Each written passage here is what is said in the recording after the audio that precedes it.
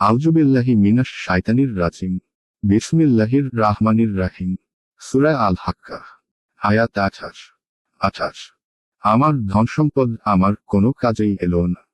আয়াতের তাফসীর। আমার ধন সম্পদ আমার কোনো কাজেই এলো না। আয়াত 29।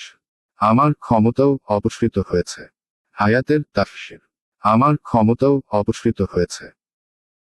এক অর্থাৎ যেমন আমার মাল আমার কোনো উপকারে এলো না, অনুরূপ উচ্চপদ, মর্যাদা, আধিপত্য ও রাজত্বও আমার কোনো কাজে দিল না। আজ আমি একাই এখানে সাজা ভুগতে বাধ্য। আয়াত 30। মালাইকা, ফেরেশতাদেরকে বলা হবে ধরো ওকে, গলদেশে বেরি পরিয়ে দাও। আয়াতের তাফসীর। ফিরিশতাদেরকে বলা হবে, ওকে ধরো, অতঃপর ওর গলদেশে বেরি পরিয়ে দাও। আয়াত 31।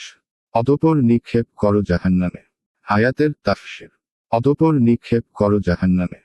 এক এইভাবে মহান আল্লাহ জাহান্নামের ফিরিশতাকে আদেশ করবেন। আয়াত 32। পুনরায় তাকে শৃঙ্খলিত করো 70 হাত দীর্ঘ এক শৃঙ্খলে। আয়াতের তাফসীর। পুনরায় 70 হাত দীর্ঘ এক শৃঙ্খলে তাকে শৃঙ্খলিত করো। এক এই হাত কার হবে এবং এটা কত বড় হবে তার বিবরণ দেওয়া সম্ভব নয়।